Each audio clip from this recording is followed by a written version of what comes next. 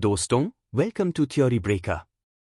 आज हम कदम रखते हैं सोमाली पायरेट्स की खतरनाक दुनिया में, वो लोग जिनका नाम सुनते ही पूरी दुनिया के सेलर्स और नेवीज डर जाते हैं। क्या ये निर्दयी हत्यारे हैं जो बेगुनाह समुद्री यात्रियों को निशाना बनाते हैं, या फिर ऐसे मजबूर लोग जो उस सिस्टम के खिलाफ लड़ रहे हैं जिसने उन्हें अकेला छोड़ दिया? यह एक ऐसी कहानी है जिसमें क्राइम, सर्वाइवल और एक बेपरवाह दुनिया का कड़वा सच छिपा है। सोमालिया दशकों से अराजकता में डूबा हुआ है। 1991 में जब वहां की गवर्नमेंट का पतन हुआ तो देश में लॉलेसनेस, वॉरलॉर्ड्स का राज और एक्सट्रीम पॉवर्टी फैल गई। सबसे ज्यादा नुकसान उन लोकल फिशरमैन को हुआ जो अपनी रोजी रोटी के लिए समंदर पर निर्भर थे। कोई भी फंक्शनल गवर्नमेंट न होने की वजह से यूरोप और एशिया के illegal industrial fishing fleets Somali waters में घुसने लगे और वहां के मरीन लाइफ को खत्म करने लगे।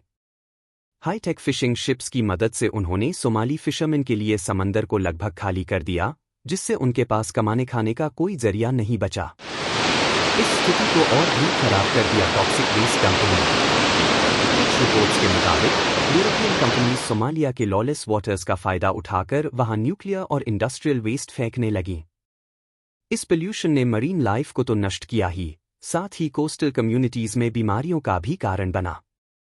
जब इन इलीगल एक्टिविटीज को रोकने के लिए कोई गवर्नमेंट नहीं थी, तो लोकल फिशरमैन ने खुद अपने हक की लड़ाई लड़ने का फैसला किया। शुरुआत में उन्होंने सिर्फ उन फॉरेन फिशिंग शिप्स पर हमला किया जो उनके समुद्री इलाकों में चोरी छिपे घुस रहे थे।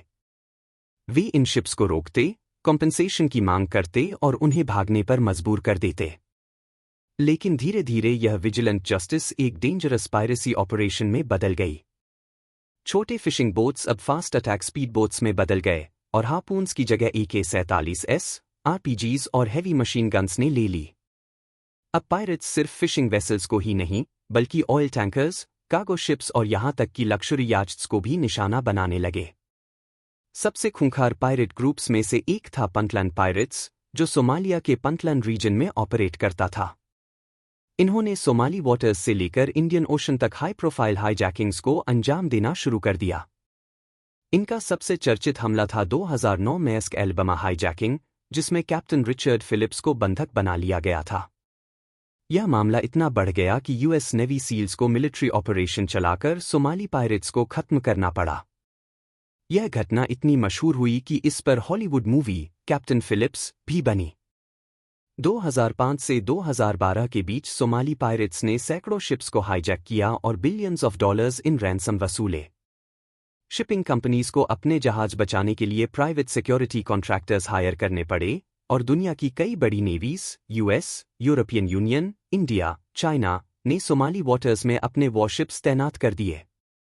Hi tech surveillance, armed response teams और स्ट्रैटेजिक मिलिट्री ऑपरेशंस के जरिए सोमाली पायरेट्स को पकड़ने या मारने की कोशिशें शुरू हो गईं। हालांकि 2012 के बाद सोमाली पायरेसी काफी कम हो गई, लेकिन जिन कारणों ने इसे जन्म दिया था, वे आज भी वहीं के वहीं हैं। सोमालिया अब भी poverty, corruption, lack of economic opportunities और इलीगल फिशिंग जैसी समस्याओं से जूझ रहा है।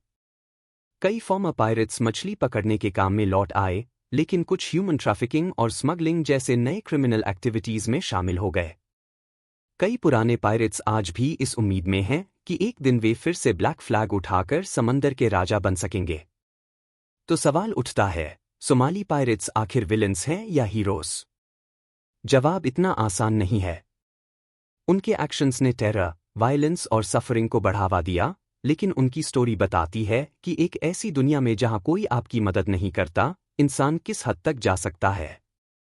क्या वे असल में क्रिमिनल्स थे या फिर एक मजबूर समाज के लोग, जिनकी तकलीफों को वर्ल्ड पावर्स ने सालों तक अनदेखा कर दिया? आप क्या सोचते हैं? अपनी थॉट्स हमें कमेंट्स में बताइए। और हमारे चैनल थ्योरी ब्रेकर को लाइक, शेयर एंड सब्सक्राइब करना न भूलें। See you in the next one.